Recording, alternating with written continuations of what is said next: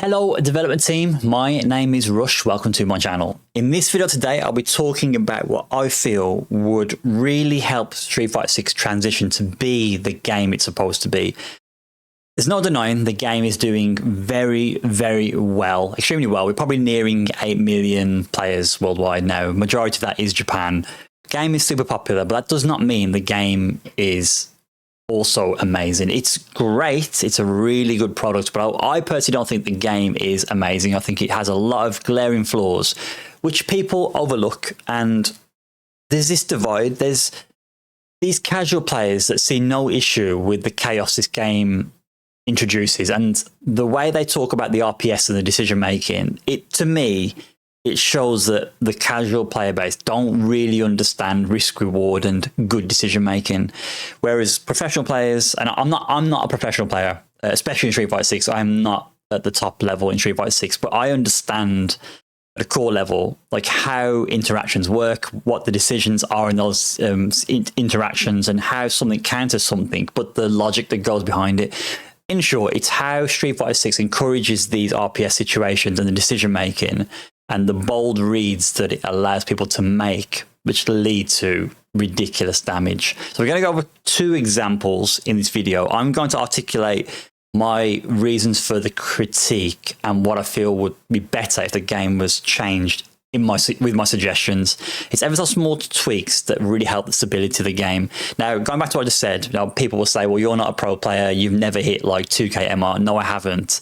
But I have a strong understanding of the game. I am not just with Street Fighter, but I can be quite critical of a number of topics. And with this, because I'm passionate about Street Fighter in general, I understand all of what's going on, and I can see there's better ways to implement these changes. So people may turn around and say, well, you're trash at the game. You've never been at 2K MR, so you clearly don't know what you're talking about. That's fair. If that's your opinion, that's totally fine.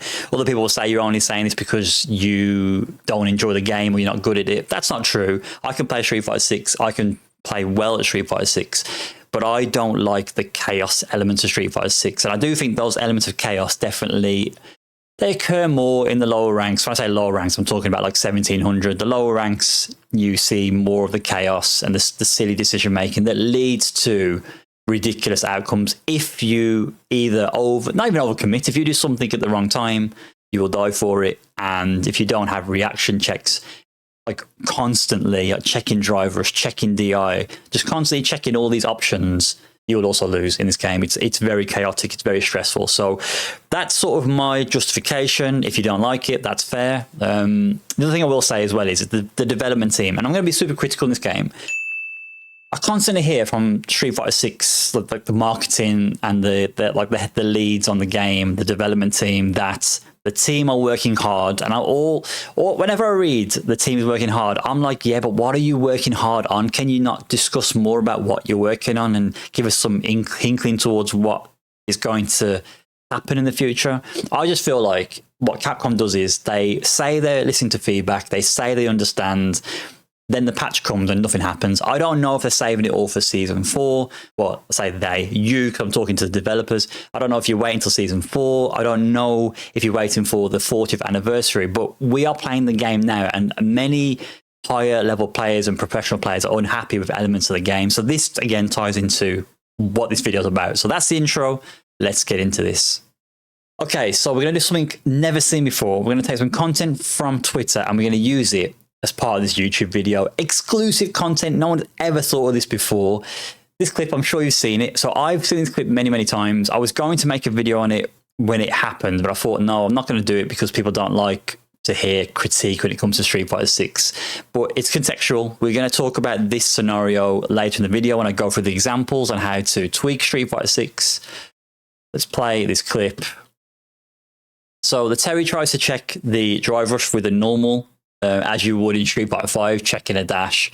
And because the Sagat does drive rush into Tiger Nexus, he stops very early on in the drive rush animation. It actually cancels it and then goes into a special. Because the special stops Sagat and the actual move is slow, it hits the punish frames of the check that the Terry does. Now, Terry is on modern, but that's irrelevant here. It's not a relevant point.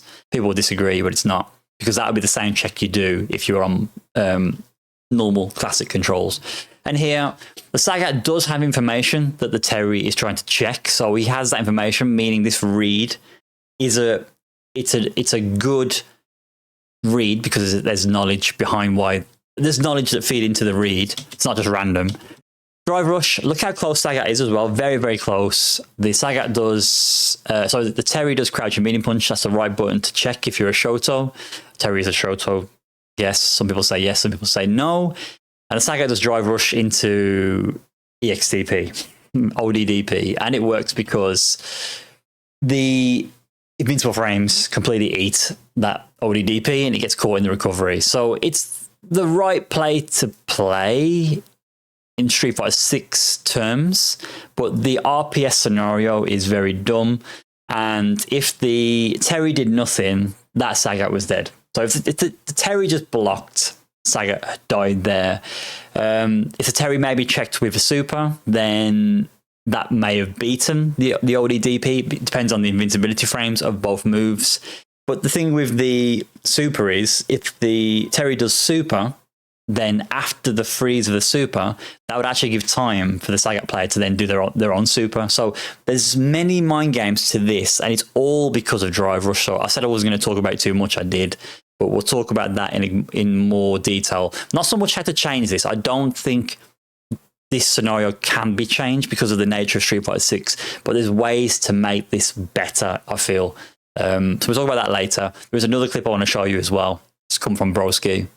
So this next clip comes from Broski. So this is Broski against Semi, and what Broski has said is that because heavy donkey kick is safe on block, your approach to this is to whiff punish it or to interrupt it on its startup. So counter hits it during the startup, or whiff punish it if it whiffs. It's a sarcastic comment. Watch the video, and lo and behold, but after Semi gets hit, this is what's mad. And like, I've played Semi in Street Fighter 6 and Street Fighter 5. He was mad in Street Fighter 5. It didn't work. In this game, he's mad. And some of the reads make no sense to me. And he just dies for it. But ultimately, it works out in his favor because he's going to hit you and do 1 million damage. No shade to Semi. That's just the way I perceive his gameplay. And I've played him in Street Fighter 5, Street Fighter 6. So heavy donkey whiffs. The problem here is this looks completely whiff punishable, given the fact that, yes, the right leg is further back, but the move is sitting this close to you. The hurt box should be just a little bit further back from that left leg that's up in the air. And Broski does the right thing, tries to whiff punish. That move completely whiffs. And now Broski is in a whiff punishable state. He didn't get the whiff punish, but then he's at risk. This is the other critique I have with this game. So, how to explain? Many moves in this game can whiff, and they're extremely difficult to whiff punish, but the game encourages whiff into buffer. Now, Semi doesn't actually punish that, and I do think, probably because he expected to be hit. It's not Semi's fault, but he didn't get hit because from the whiffed heavy donkey kick. So he was not ready to whiff punish the whiff punish attempt, if that makes sense. The game encourages this press button. Ken can do it. Ken can withstand light kick, bait you into pressing, and then when you press, he can just do heavy kick. I've done it many, many times, and his stand heavy kick will whiff punish you. A lot of characters can do this, and I think this is quite bad game design. We'll talk about it more in future, but you see it again. So we've seen the whiff punish attempt. This is just wild. So I'd actually, let me just go back. I don't actually understand. Where's the check? Is that, oh, that's the check attempt. Okay. Does the bubble, does that to like preemptively check the start of a heavy donkey kick? I mean, maybe this is something to do with Aki's move, like the property of her moves gets completely donkey kick punished, countered. But not only that, look what it leads into. Look at the damage.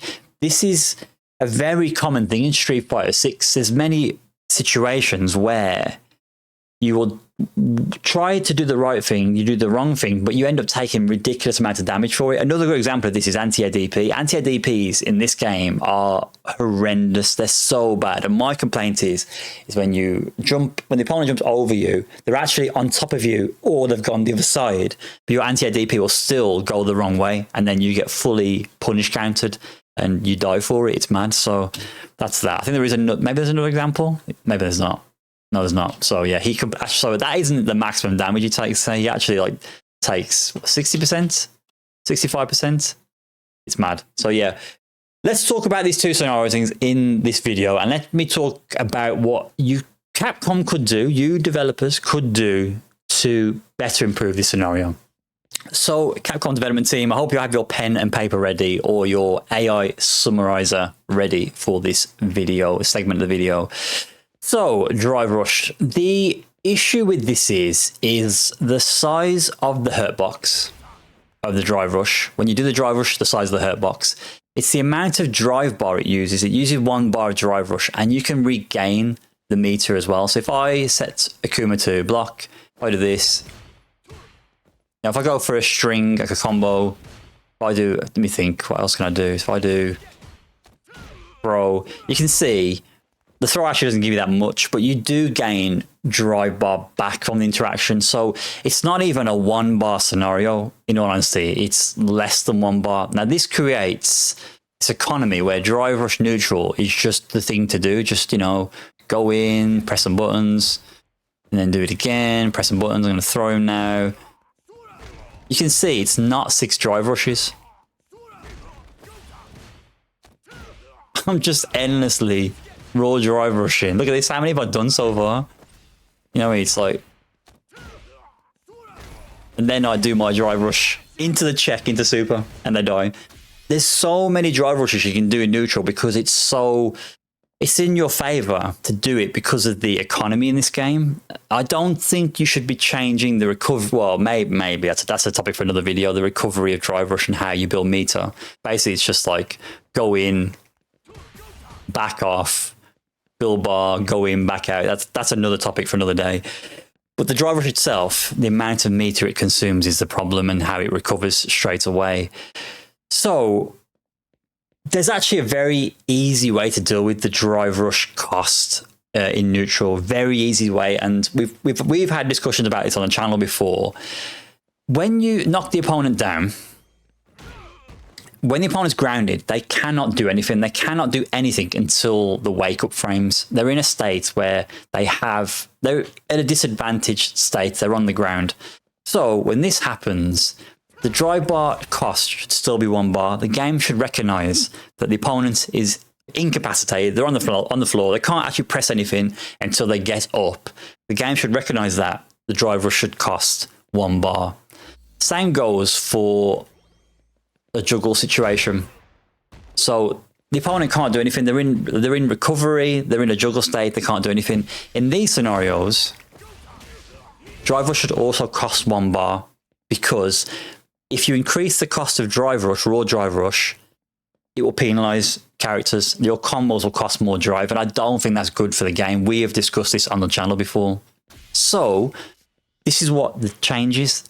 Raw drive rush in neutral should cost more bar. This should be a 2 bar spend. If you want to raw drive rush at your opponent, it should cost 2 bars. Now this will hurt the game because there's certain characters where the punishes are only done with raw drive rush. You know, fireball, raw drive rush will become 4 bars now. Maybe if you have a projectile on the screen, maybe drive rush after it should be 1 bar perhaps. Maybe remove the scenario of fireball drive rush. Like if you have a projectile on the screen, you can't drive rush. They did that in Street Fighter 5. Red fireball into V-trigger activation. If you remember Street Fighter 5 for Akuma, they actually took that out of the game. This whole game is built around fireball drive rush, which is insane.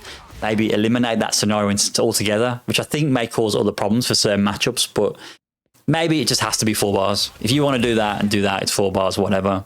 But that helps the economy of drive rush, raw drive rush. It means if you're, you know, if I've got like a little bit of bar, if I press parry, if I want a raw drive rush now, that's going to burn me out because I'm below 2 bars. I think that's very good, and it doesn't hurt the combos. It doesn't hurt the Oki of the game.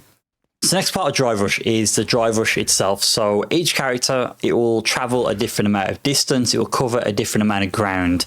But the issue is the hurt box on drive rush in conjunction with the options is problematic. So Akuma's doing drive rush into jab and drive rush into adamant flame, heavy adamant flame. the cancels both occur on frame 11. The thing with drive rush into jab, if I do it with Ken, you can see the jab, they slide forward. So even though you get a cancel on the 11th frame, you continue to move forward. This is good game design because it helps with checking the button. But you can see, if you watch Akuma do Adamant Flame out of it, which he won't do now because I want him to do it. Look at that.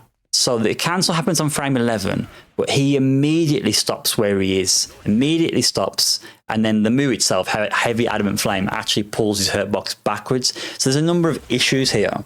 So the stop of forward momentum is not good for checking. Because if you want to check this, if I turn the other option off for a second, if you want to check this, you get punished for trying to check it at a certain range, like that. It's not very intuitive, and that's the problem. If I try and do a DP punish, that's going to work. But if I introduce another option,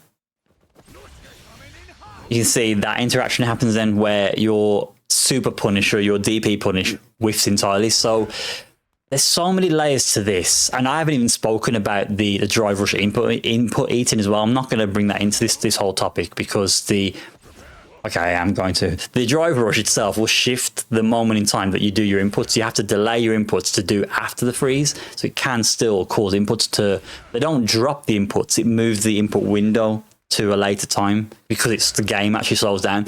The game slows down, the character flies at you, you're in slow motion. So there's not a simple solution to this. I do not think that not allowing for specials out of drive rush is good. I think you should allow for specials out of drive rush because there's options you've got to be able to select when you see a drive rush interaction. If you do drive rush and the opponent's done DI, you have to be able to cancel the drive rush into something to deal with drive impact. Otherwise, you're screwed. So you need options. But I think the issue is when the drive rush happens, there should be an extended hurt box on anything that comes out of drive rush. So if it's a special, if it's a throw, if it's a normal attack, anything that comes out of drive rush should have an extended hurt box. So it needs an extension forwards. I don't think having specials slide forwards is the way to go about it either, because then the issue is if opponents, grapplers do drive rush into command grab, the command grab's going to slide even more forwards. They're going to grab you from even further away. It's going to be terrible. I just don't think that's a good design.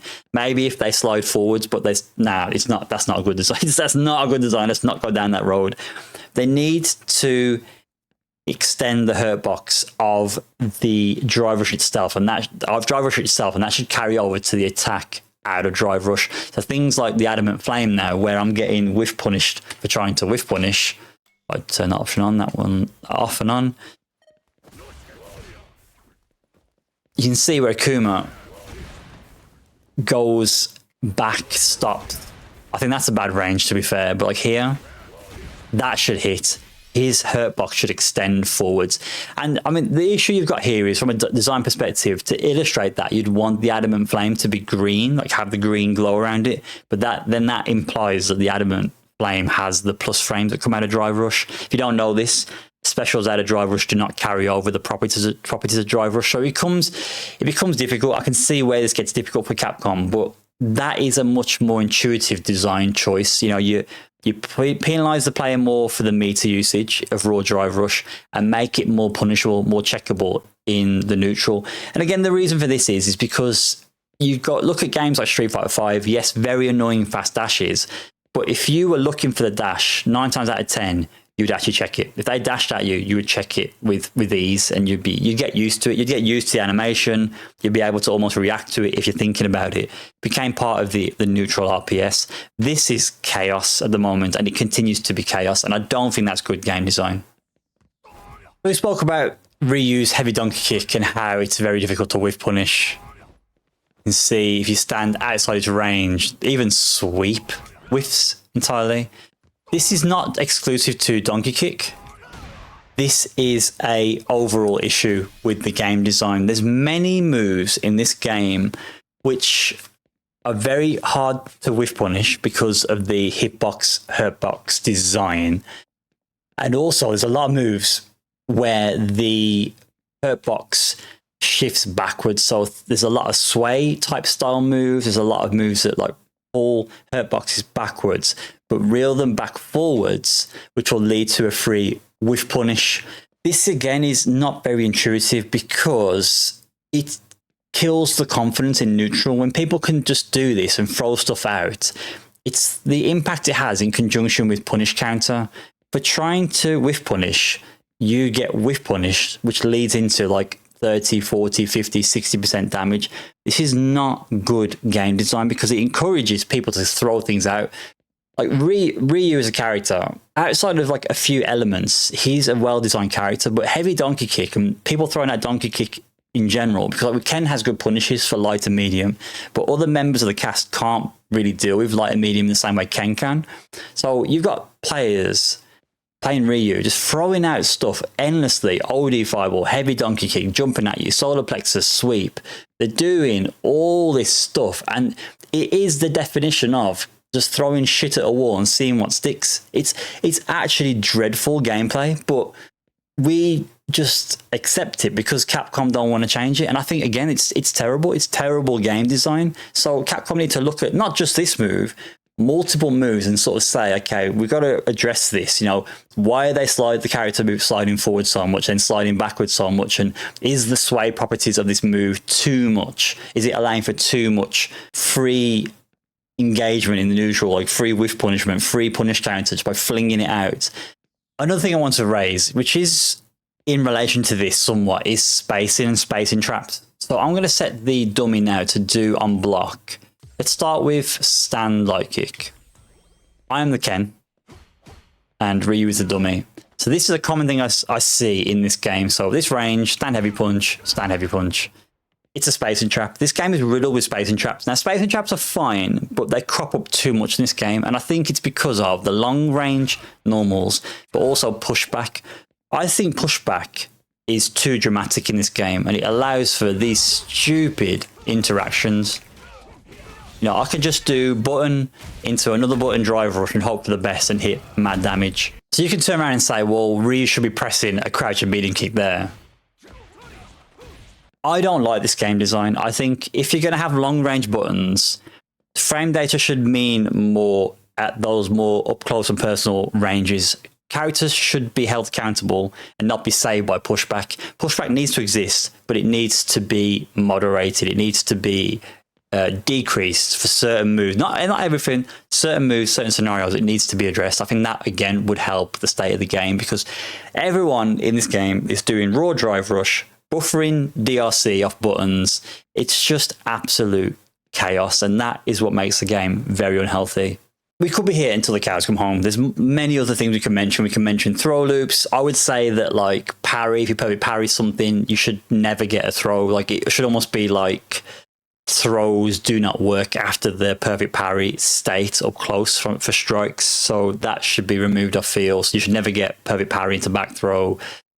Yeah, with throws, I think post throw pressure, you shouldn't be able to get frame advantage after that scenario. Maybe if you had frame advantage after drive rush, okay in that scenario. I just don't understand why Capcom are not listening to the feedback, and they keep saying they're listening, and they keep saying that things are being worked on, the developing, and all we get is 10 other colors that we never asked for existing costumes. I think it's, I'll be honest, like I'm not bashing the game because of my feelings towards the gameplay. I just want Street Fighter 6 to be a better game, and at the moment I just think it's the way Capcom are treating it, the content, the game design, the battle design, it could be so much better, but they're just going the complete wrong direction with it. You guys, the development team. I mean, I appreciate the work you're doing. I'm not bashing you completely. Like, you know, I appreciate what you are doing, but I just don't think communication is good. I don't think what players are getting is good. And I don't think the battle design is going in a healthy direction. I think you just set on the profits, you set on the numbers, the player base, and you think that's acceptable. And I'll be honest, as a consumer, I don't think it is. So that's my rant. This is the last time I'm going to talk about how to tweak Street Fighter 6, because I've done it so many times before. I'm kind of tired of doing it, but that's my final stance on the drive rush elements and the normals in the neutral and how that functions and on block and things. could be so much better. I appreciate you watching, guys. Development team, reach out, let me know what you think. You guys have watched the video and have managed to stay to the end.